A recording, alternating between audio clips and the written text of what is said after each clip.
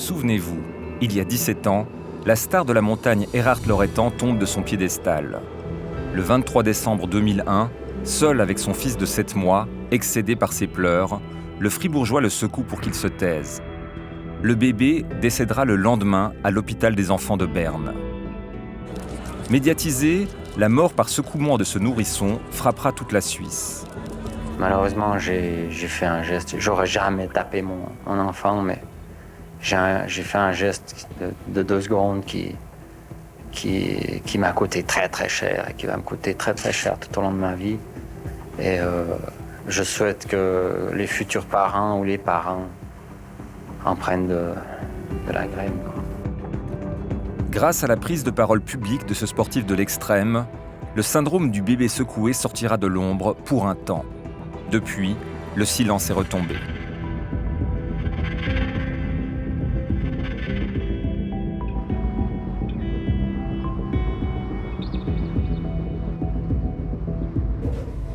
Devenir maman, c'est le rêve de Susanna depuis qu'elle est adolescente. Il y a 10 ans, son fils Luca voit le jour en pleine santé. 1 mois plus tard, le soir du 2 avril 2008, sa vie bascule dans l'horreur alors qu'il est gardé par une personne dont Susanna doit aujourd'hui taire l'identité. Bonjour mon petit chaton. Ah bah oui. Il rigole de toi parce que t'as fait la fête. Ma bella papagena.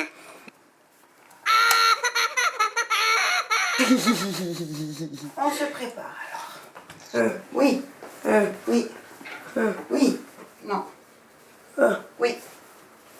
Non. Quand je suis rentrée, j'ai compris qu'il y avait quelque chose de pas complète. Il y avait quelque chose qui n'était pas normal dans sa façon d'être. Je me suis baissée pour l'écouter dormir et là j'ai vu que sa respiration n'était pas complètement nette et j'ai pas voulu m'alarmer parce que chaque 4 heures il avait son biberon. Donc je me suis dit je vais attendre 15 minutes et 15 minutes plus tard Luca a hurlé. Mais dans son hurlement, il y avait quelque chose qui était pas clair. C'était pas un pleur, c'était vraiment un hurlement. Alarmée par l'état de son fils, la Valaisanne appelle les urgences qui lui conseillent de lui palper le ventre. Comme Luca ne réagit pas, elle fonce à l'hôpital de Sion.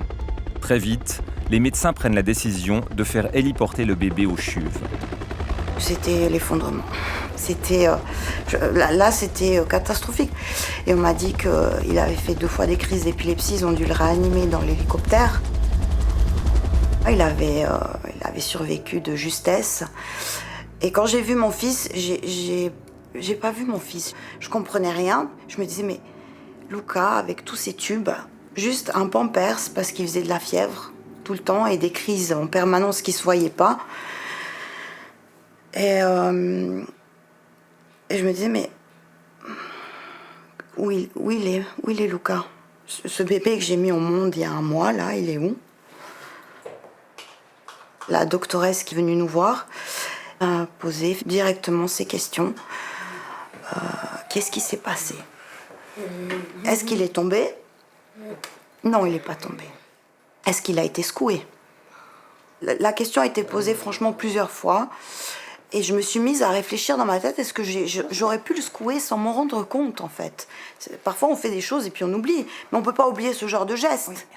C'est vrai que je lui ai demandé, quand on le met sur l'épaule, quand il rote, la tête part des fois en arrière, comme tous les bébés, moi j'ai vu faire.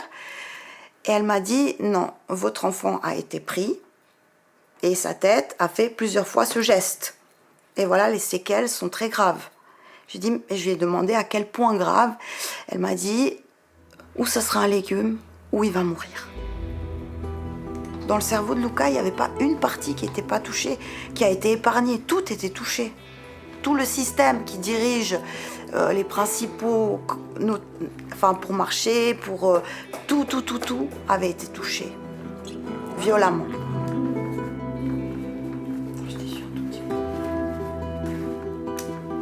Aujourd'hui, le syndrome du bébé secoué fait encore une dizaine de victimes par année en Suisse. Il survient la plupart du temps chez les nourrissons entre 4 et 8 mois, une période où ils pleurent davantage. Les garçons sont plus secoués que les filles. Le spécialiste en neuroradiologie Philippe Meder détaille ce qu'il se passe quand on secoue un bébé. Comme le bébé n'a pas une musculature qui est forte comme un adulte, eh bien sa tête va osciller d'avant en arrière. Ceci va provoquer des lésions du cerveau et aussi parfois de la jonction entre le cerveau et la moelle épinière. Son cerveau va bouger dans la boîte crânienne et il va se former autour du cerveau des hématomes sous-duraux dans un espace entre les enveloppes du cerveau et le cerveau lui-même, dû à des petites lésions des veines qui connectent le cerveau à ces enveloppes. Il peut aussi se former des hématomes ou des lésions comme des contusions, c'est-à-dire comme n'importe quelle contusion qu'on peut avoir aussi dans un muscle si on fait du sport. Il y a aussi des hémorragies au fond d'œil, donc sur la rétine. Ces hémorragies se forment aussi à cause des mouvements, mais essentiellement à cause d'hyperpression dans le système veineux. Dans le langage médical, les hématomes sous-duraux additionnés aux hémorragies rétiniennes et aux lésions du cerveau forment ce que l'on appelle la triade, signe hautement suspect que le bébé a été secoué. Et qu'est-ce qui se passe dans un cerveau qui a saigné ? Il y a plusieurs mécanismes. L'hémorragie dans le cerveau lui-même va provoquer des lésions, des connexions dans le cerveau, va détruire le tissu cérébral. En même temps, le cerveau est constitué aussi de beaucoup de fibres qui connectent différents endroits entre eux. Et ces fibres sont particulièrement sensibles à ces lésions d'accélération, de rotation. Et on a des lésions qui sont difficiles à voir, mais qui peuvent avoir des importantes implications pour le fonctionnement du cerveau futur. Tous les jours, en fin d'après-midi, Susanna va chercher son fils qui passe la journée dans une institution à Sierre. Nous voilà, nous chez toi. Attention que maman se tape pas la tête. On est parti. Tu veux un peu de musique, Lucas? La chanson que toi tu aimes. Ah, c'est ta musique, ouais.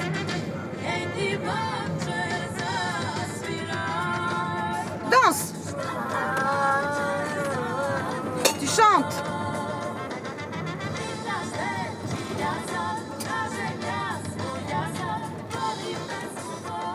Lucas, il est dans une chaise roulante.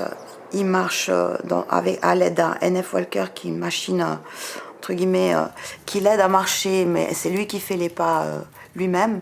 Il s'amuse beaucoup avec ça. Il ne sera jamais indépendant. Jamais, jamais. Toujours la main dans la bouche. Toujours. Il comprend beaucoup de choses aussi. Il aime beaucoup faire le comique. Il est un peu comme tous les enfants, mais il a le corps d'un enfant de 10 ans, dans un mental peut-être d'une année et demie. Je décris ça souvent comme ça. En Suisse, les cas de bébés secoués comme Lucas sont pris en charge dans les centres hospitaliers universitaires. Pédiatre au CHUV, Sarah de Palan est médecin associée au CAN Team, une équipe qui s'occupe de la maltraitance des enfants et des adolescents. On est une relativement petite équipe, le CAN Team, on est 10 personnes, on est 3 pédiatres. Souvent c'est un de nous 3 qui suit la situation et puis qui va prendre contact avec les neuroradiologues, avec les chirurgiens pédiatres, parfois avec la médecine légale quand on a besoin d'échanger justement sur des situations complexes, parfois avec la médecine métabolique pour écarter les diagnostics rares de certaines maladies métaboliques qui pourraient expliquer des saignements. Donc après, on collabore avec passablement de monde, mais on est 1 ou 2 médecins responsables d'identifier et de poser le diagnostic de maltraitance ou de bébé secoué. Nicolas, on voulait parler de la fracture du... Qui a 9 mois, puis qui est rentré ce week-end. L'information de départ, c'était que c'était une chute du canapé. Il n'y avait pas d'explication claire parce qu'une chute du canapé, c'est pas compatible avec la fracture qu'il a. C'est la première fois qu'il y a une fracture, puis t'as pas l'impression que les os ont une tendance à être plus fragiles ou un peu bizarres ou un peu transparents. Il n'y avait rien de particulier. On a maintenant un mécanisme qui pourrait expliquer cette fracture chez une petite fille qui ne marche pas, où il faut qu'on aille chercher autre chose. Voilà, c'est un peu tôt pour conclure. On reste à disposition, faites le bilan et puis on en reparle s'il faut aller plus loin. Ouais. Chirurgien pédiatre à l'hôpital de l'enfance de Lausanne, Nicolas Lutz est spécialisé en traumatologie. Selon son expérience, le récit des parents pour expliquer une fracture n'est pas toujours convaincant. Souvent, l'histoire est floue, soit elle est une fois racontée d'une certaine manière et puis 10 minutes plus tard, elle change. Ou alors on a une notion de chute de la table allongée. Ou alors éventuellement un bras qui reste coincé dans les barreaux du lit. En fait, un enfant, déjà avant 1 année, il ne se casse pas un bras ou une jambe parce qu'il est coincé dans les barreaux du lit. Il se casse extrêmement rarement quelque chose quand il tombe de la table allongée. Donc, tous ces éléments-là nous font allumer une lumière rouge qui nous dit qu'il y a quelque chose qui ne colle pas.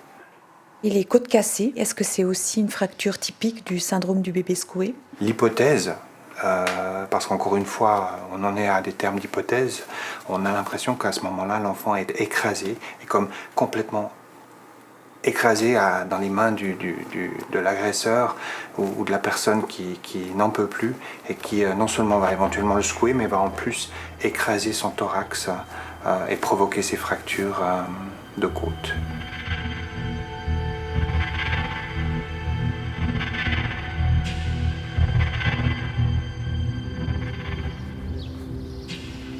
Faire garder ses 2 enfants par une jeune fille au père. Voilà une décision que Mélanie regrettera longtemps. On est en 2013 et Mathis est âgé de 7 mois. Avant de laisser sa fille de 3 ans et son bébé à la jeune fille, Mélanie la coach durant son congé maternité. De retour au travail, elle reçoit un coup de fil de son mari. Il est arrivé quelque chose à Mathis. La jeune fille au père dit qu'il s'est cogné la tête. Tout s'enchaîne alors de façon dramatique. Pompiers et chuves, où les parents retrouvent leur enfant dans le coma, les yeux collés avec du scotch. Là, on était dans une toute petite pièce avec une personne qui nous expliquait qu'une telle hémorragie ça peut créer des fortes lésions au cerveau. Donc on nous a décrit carrément, on nous a dit, alors voilà, c'est comme ça. Soit votre fils, quand on le sortira du coma, il n'a rien. Soit votre fils, il ne sait pas pourquoi il serait là, ou votre fils, il meurt.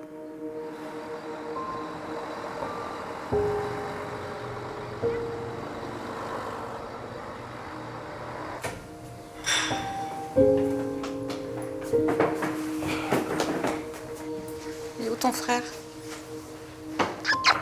Il est là. Mes copines, elles me prouvent pas. Tu veux me donner ta veste? Oui. Ici. Mais j'ai pas fait de bêtises, on a juste oublié de mettre du tampon. Ah, donc tu mérites un tampon. Donc tu t'es bien comporté ce matin à l'école? Oui. Bah, c'est cool alors. Nickel, là. C'est bientôt prêt? Ouais. Lavez les mains, si vous avez besoin d'aller faire des sons pour les mains. Tu viens, on t'attend donc, hein? Quelques jours après le drame, les médecins leur montrent les images du cerveau de leur fils. Les parents découvrent une énorme hémorragie sur le côté droit. Problème, les lésions ne correspondent pas à la version de la jeune fille au père. Ce qu'elle a maintenu pendant longtemps, c'est qu'elle tenait mon fils dans les bras, qu'elle montait dans sa chambre pour aller le changer et le mettre au lit, et qu'en ouvrant la porte, il se serait jeté en arrière et qu'il aurait cogné la tête sur la porte. On nous a dit qu'il n'y a pas de lésion, pas de bosse, donc c'était quand même un peu bizarre. Pour nous, ça n'avait aucun sens, et c'était à ce moment-là où on nous a présenté une personne qui s'occupait des dossiers d'enfants où il y a suspicion de maltraitance, le CANTIM du CHUV. Les soupçons pèsent sur la jeune fille au père, mais également sur Mélanie et son mari. La police les interroge tous les 3 séparément pour essayer de reconstituer les faits. C'est finalement l'adolescente, dont la version ne tient pas la route, qui sera inculpée. Et c'est possible de dater un événement de façon précise? On peut dire, oui, ça date de moins de 3 jours, entre 1 et 3 jours. On peut dire, ça date entre 3 et 3 semaines, 3 jours et 3 semaines. Et puis on peut dire, ça c'est une ancienne hémorragie qui date de plus de 3 semaines. Donc on a un peu des échelles, mais on n'est malheureusement pas précis. Et puis la police, elle est très intéressée à savoir, est-ce que ça fait 1 heure ou 4 heures? Parce qu'il y a 1 heure, c'était avec la maman de jour, puis il y a 4 heures, c'était avec le papa, puis il y a 6h30, c'était avec l'autre maman. Ce qui est intéressant quand même de savoir, c'est que la personne qui appelle les urgences pour dire « mon bébé va mal, il convulse », en général, elle est assez suspecte parce que ça veut dire que le secouement vient d'avoir lieu. On fait comme si ça c'est la maison. Viens Mathis, on fait comme si ça c'est la maison, puis il y a un crocodile. Quand ils l'ont sorti du coma, mon fils avait perdu la vue. Il avait perdu la succion, donc il ne pouvait plus téter. Et surtout, vu que c'est une bonne partie de son cerveau droite qui est nécrosée, donc qui dit nécrose dit mort, ça affecte tout son côté gauche. Et on avait un enfant qui gardait un bras tendu, une jambe tendue, qui pouvait bouger, mais c'est tout. Voilà. Les lésions qu'il a eues, qui ont créé des hémorragies oculaires, a créé des lésions en amont, ce qui fait que mon fils, en fait, il voit ça. Donc tout ce qu'il y a dans son côté gauche, il n'y a rien, ça n'existe pas. Mathis, viens mettre tes baskets, s'il te plaît. Mathis, ouais, je t'ai dit de faire gaffe. Il peut marcher, sauf que si on ne lui fait pas travailler son côté gauche, il l'oublie. Durant plus de 2 ans, la jeune fille au père ne crachera pas le morceau. C'est au procès que la vérité éclatera, alors que le procureur demande quelle situation a pu provoquer des lésions pareilles. Et c'est là que, je m'excuse, l'expert a pris la poupée, il a dit oui, alors écoutez, ça va être un peu violent, donc il a pris la poupée par les pieds, il l'a montée au-dessus de son épaule, il a fait chla en tenant toujours les pieds, donc c'était une poupée molle, les bras ont fait clac-clac, enfin c'était... Et là, le procureur s'est levé et il a dit si c'est ça, on change le... Comment on appelle ça L'acte d'accusation. Oui, l'acte d'accusation en tentative d'homicide. Une menace qui fera craquer l'accusé. Et c'est après une interruption d'audience que la nounou avouera avoir secoué Mathis. Elle sera condamnée à 60 jours de travail d'intérêt général et 200 francs de frais de justice par le tribunal des mineurs. L'expert qui a contribué à faire éclater la vérité est Tony Fracasso, médecin légiste au HUG. Il s'intéresse à la pathologie médico-légale du nourrisson depuis très longtemps. C'est quelque chose qui peut arriver effectivement dans les procédures. Quand on voit que l'expert ne change pas son avis, il reste donc solidement lié à son diagnostic, en écartant toute autre hypothèse, les auteurs peuvent arriver à avouer un geste fait dans un moment de frustration. Comment on le vit comme expert ? Je suis satisfait du fait que la personne enfant avoue. J'imagine que le fait d'avouer peut aider à ne pas répéter ce geste. Alors parfois, on a affaire à des parents qui ont d'autres enfants. Donc on peut rendre attentifs ces individus qui n'ont pas pris conscience tout de suite de la gravité du geste qu'ils ont fait lors de ce moment de grande frustration. Ils peuvent peut-être en prendre conscience en avouant qu'effectivement, ils ont secoué l'enfant. Tout ce côté juridique et à côté aussi, ça a mis toute notre vie en suspens. Donc pendant plus de 2 ans, on s'est focalisé que là-dessus. Toute la dynamique de la famille a explosé. J'ai dû arrêter de travailler parce que c'était pas possible d'être là pour les soins et d'aller travailler et de gérer ma fille. Et puis c'est vrai qu'au départ, quand on se dit il s'est passé ça avec une tierce personne, on s'est dit mais jamais on redonnera nos enfants à garder ailleurs, mais c'est pas possible. Il devra faire de la physiothérapie toute sa vie. Je sais pas. Je sais pas. Je pense.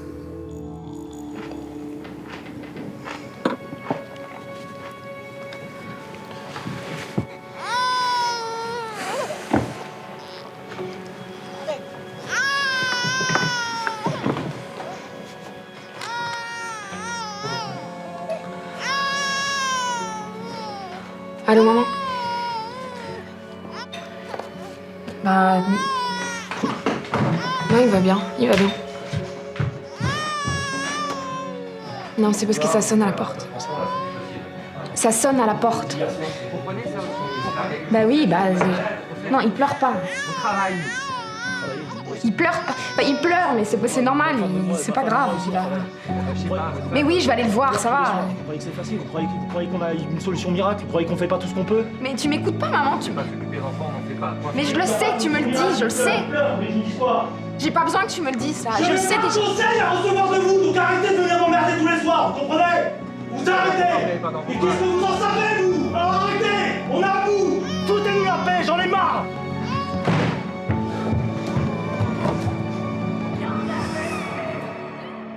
Est-ce qu'il faudrait faire des campagnes de prévention? Je pense que la prévention peut jouer un rôle important dans le syndrome de l'enfant secoué, notamment en Suisse, où on a une population qui est de petite taille, qui est donc très proche du système de santé. On a un système de santé qui est très efficient, donc je crois qu'une campagne de prévention serait effectivement efficace. Une campagne de prévention, ça coûte. Il y a 10 cas par année. Ça vaut la peine? Oui, il y a 10 cas par année, ça on ne le sait pas. On sait que le phénomène est sous-estimé. Donc si vous parlez d'une dizaine de cas par année, c'est sûrement seulement la pointe de l'iceberg. Les coûts sont non négligeables. Vous avez des enfants qui malheureusement décèdent, vous avez des enfants qui restent handicapés à vie, et vous avez des enfants qui sont peut-être en échec scolaire. Mais si on veut rester seulement sur ce paramètre économique, je pense qu'une campagne de prévention serait bien moins chère que de continuer à gérer des cas d'enfants secoués. Tous ces bébés qui n'arrivent jamais à l'hôpital constituent une immense zone grise. C'est vrai qu'il peut y avoir des bébés qui sont secoués plusieurs fois, et peut-être, c'est des points d'interrogation vu qu'ils n'arrivent jamais chez nous, mais peut-être de façon pas assez importante pour créer des symptômes qui nécessitent un médecin, mais qui auront par la suite des troubles de l'apprentissage, des troubles du comportement, des difficultés psychocognitives importantes qu'on peut déceler des fois à l'âge de 6, 7, 8 ans quand ils débutent la scolarité. Ouais. Pourquoi ils passent sous le radar, les autres? Parce que je pense qu'il y a une cécité de toute la population. Pour les bébés secoués, les parents ou la maman de jour va avoir une honte terrible, évidemment, pas avouer, donc si possible, pas consulter chez le médecin. Et après, on a une cécité des professionnels aussi qui est là parce qu'on ne peut pas imaginer une maltraitance sur un tout petit bébé et puis qu'on est débordé, qu'il y a beaucoup de cas aux urgences et puis qu'un bébé qui est un peu irritable ou qui a peut-être convulsé à la maison, on ne pense pas tout de suite au diagnostic de maltraitance.